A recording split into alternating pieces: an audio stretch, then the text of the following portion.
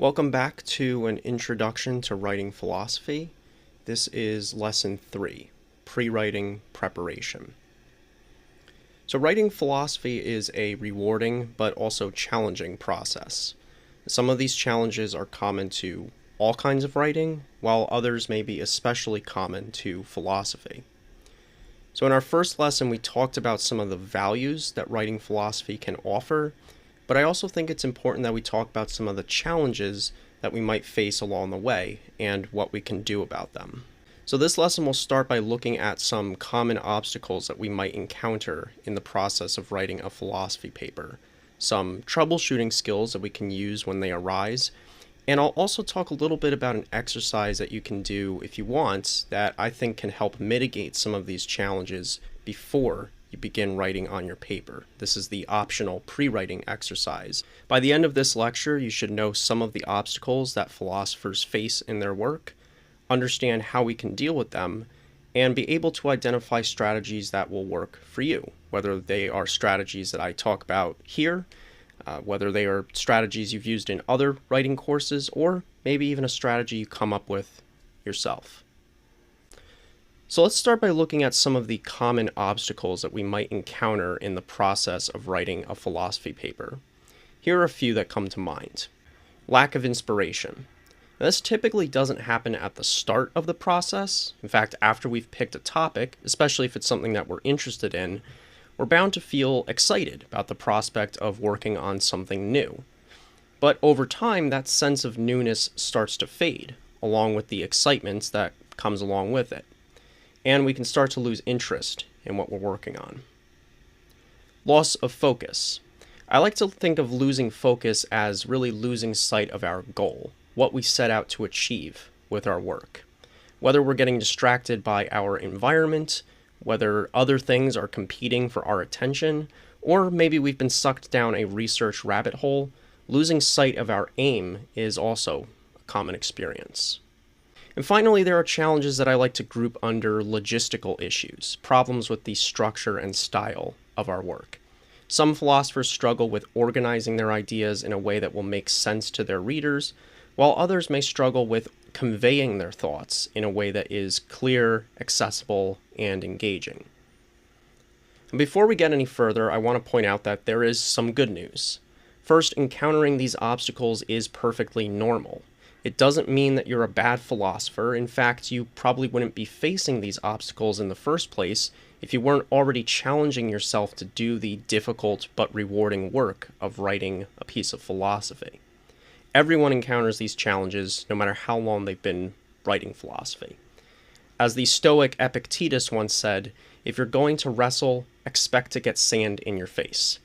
The same could be said for philosophy itself. If you're going to write, you should expect to run into some challenges. Running into challenges in and of itself isn't a problem. What ultimately matters is how we respond to them. Second, none of these challenges are insurmountable.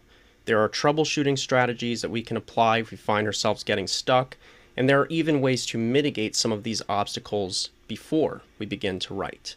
This is where a pre-writing exercise would come into play. Finally, and perhaps most importantly, is that facing these challenges can help us improve as writers of philosophy. Every time that we overcome these obstacles, they end up serving as stepping stones to our becoming better thinkers and better writers. So really think of them as part of the learning process, rather than a sign that you're doing something wrong. Think of them as part of the path, rather than a detour. Now let's look at each of these obstacles that I've listed and talk about why they arise and what we can do about them. So first, let's look at problems with inspiration. Why did these occur? Well, first, perhaps the honeymoon phase is over. Human beings look for novelty. When we first start writing, we're giving our brains something it likes, something new, something exciting. Sometimes this is called the honeymoon phase of writing. This is when the muse feels like it's right by our side. The ideas are flowing with ease, when we're making all these interesting, exciting connections. The problem is, as we get more familiar with our topic, it loses that sense of newness, that sense of novelty. Another thing that can happen is we've gone snowblind. It's what happens when you start to lose yourself because you've been focusing on one thing for too long. The expression comes from mountain climbing, where a hiker ends up getting lost because they're surrounded by all this blinding white snow. I've also heard this expression used by house painters and even dog groomers. If you're slapping white paint on a white wall or trying to trim a white-haired dog, it's very easy to end up going over the same spot over and over again or missing spots because it all just starts to kind of look the same. So maybe we're just as interested in our project as we were when we started, but we're having trouble figuring out where to go next. Paradoxically, this can happen because we've been staring at the same thing for too long. Another reason that a lack of inspiration can happen is, quite simply, we're not writing on a topic that we're interested in. Now, in this course, you're much less likely to run into this problem because you're free to choose virtually any topic you like, so long as it's philosophically relevant. So this may be less likely to happen here. But in other courses, your topic may be assigned, or maybe the course itself is covering an area that you really aren't that interested in. I had this happen many times when I was in college. As much as I enjoy reading and writing philosophy, philosophy is a broad discipline that encompasses many different areas of study, and not all of those are going to be as interesting or exciting to you as they might be to others. So whatever the cause is, if we find ourselves losing that spark of inspiration that we had at the beginning, what can we do about it? Well, the first thing we can do is go out and get inspired. I believe it is a myth that you have to wait around for the muse to strike. Sometimes we need to go out and look for inspiration. If you're writing a philosophy paper, one thing you can do to look for inspiration is to read the work of other philosophers who have written on a similar topic to you. This can end up sparking new ideas and new directions to take your own paper in. Another thing that can help is revisiting why we selected this topic in the first place. This, again, is where a pre-writing exercise would really come in handy. When we give ourselves some time to reflect on what we want to achieve with our paper before we start writing it, we're basically setting an intention for ourselves, something that we can return to if we get stuck along the way. Perhaps we're getting bogged down in the details, and we just need to remind ourselves why we're doing this work in the first place. If you find yourself getting snowblinded by your paper, try switching things up. Maybe you've been spending too much time on one particular section. Try putting that section aside for a while and start working on a piece of your paper that hasn't gotten as much attention. That way you're at least doing something constructive, and when you do end up returning to that other section of your paper that was giving you issues, you'll end up looking at it with a fresh set of eyes. Sometimes what I like to do is actually switch up how I'm writing. I'll alternate between typing and writing by hand. So, for example, if you've been parked in front of a computer or a tablet for most of the time, try switching to a pen and paper for a while. If you're already writing by hand, try switching up the tool that you're using. Maybe go from pen to pencil. Go from a big spiral-bound notebook to a smaller one, or vice versa. One thing that I like to do is I like to use a whiteboard. I have a whiteboard attached to my wall. So what I'll do is I'll play around on this big white space where I can experiment with different ideas, different ways of wording things, different ways of structuring things, snap a picture of it with my phone, erase the board, and start all over again. There are plenty of apps that you can download that can facilitate a kind of digital whiteboard if you don't have a physical one on hand. The point is sometimes switching up the mechanics of our writing, meaning how we're actually transferring the ideas from our head and onto some kind of surface, can help to loosen things up. And it also gives your brain that sense of novelty that it craves. You're still doing the same thing. You're still working on your paper, but you're doing it in a different way, like on a physical level. Now, what if you're in a course and you have to write on something that you aren't very interested in? Well, as I mentioned before, pre-writing can be especially helpful in cases like this. If we aren't interested in what we're working on, but we don't really have much choice in our topic, it is even more important that we get clear on why we're writing. I mean, this can seem kind of strange because if we can't choose our topic, how can we possibly get inspired about it? Well, that's the thing. We might not always get to pick what we write about for philosophy courses, but we do always have quite a bit of control over why we're doing it. Really dig down and try to get in touch with why you're writing this paper. Maybe it starts out as being as simple as, I just want to pass this course, I want to get a good grade, or I want to get a certificate at the end of this class. If that's all you can come up with in the beginning, that's fine, but chances are if you're a philosopher, there's probably something more to it than that. Maybe you want to challenge yourself by building a compelling argument in defense of something that you aren't that interested in or maybe don't even agree with. Now we're starting to look at it as a challenge rather than a chore, which makes the stakes more personal and ends up making the work more exciting. Some of the best work that you produce may end up being on topics that previously you had little interest in. That actually happens quite often. Now let's talk about losing focus. Why does it happen and what can we do about it? Writing philosophy takes concentration, and if our environment isn't conducive to writing, it makes it harder to do that. If there are a lot of distractions around us, then there are things that are competing for our brain's attention while we're trying to work on our paper. Another reason we can start to lose focus is that we have trouble switching from one task to another.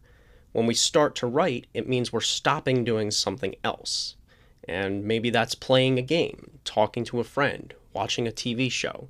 So even if we like reading and writing philosophy, transitioning from one task to a completely different one can sometimes be challenging. Finally, perhaps there are some unmet needs that are competing for our attention when we're trying to focus on our paper.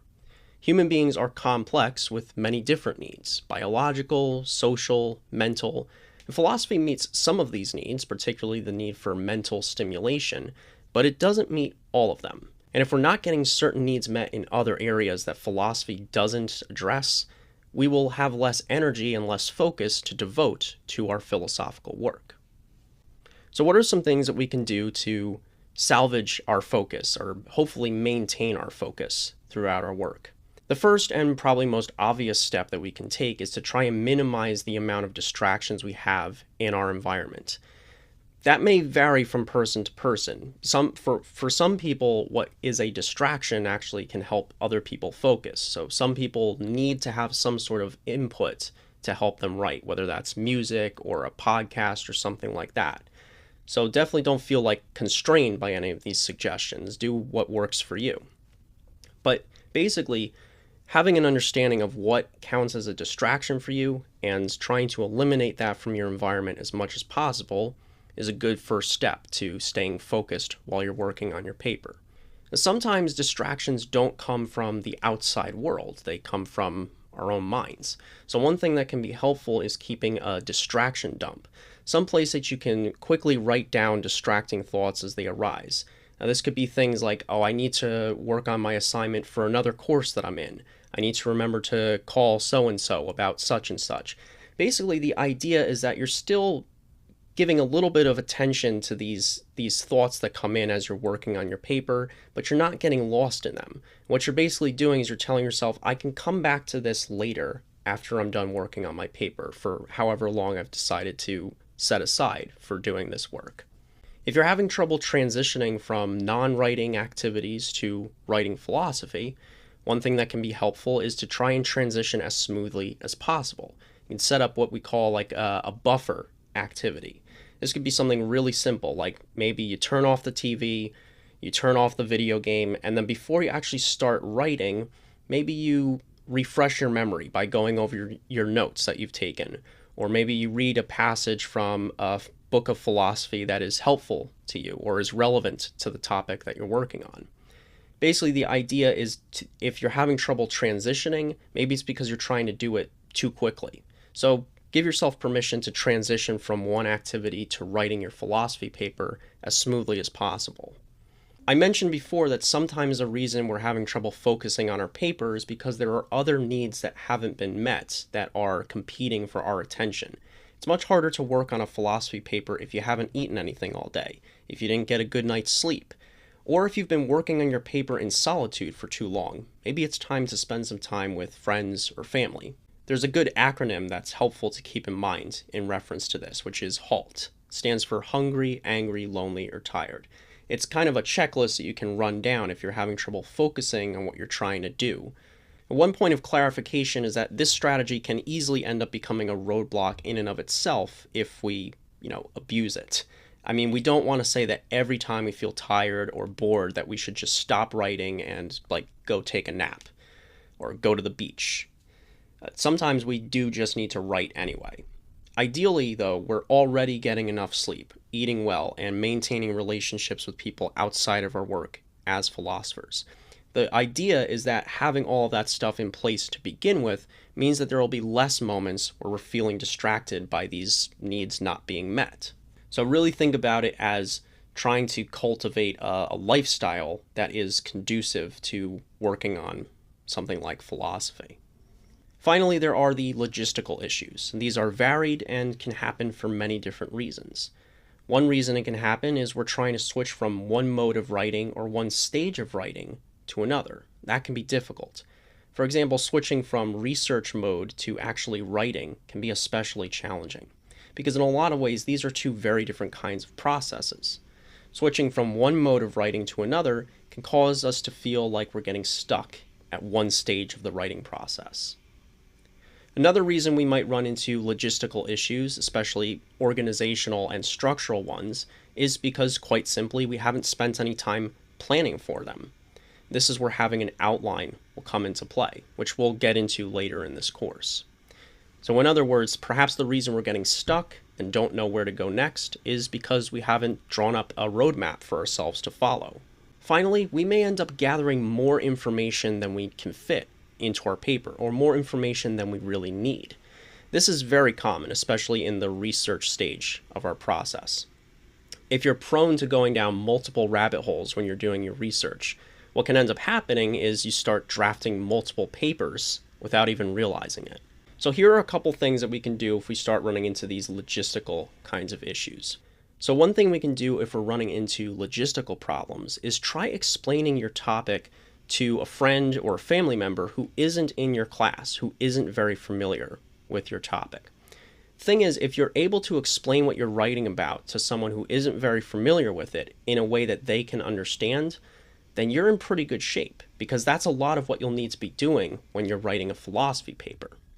Like I said before, sometimes we end up gathering more information than we really need, and we're trying to fit it all in one place.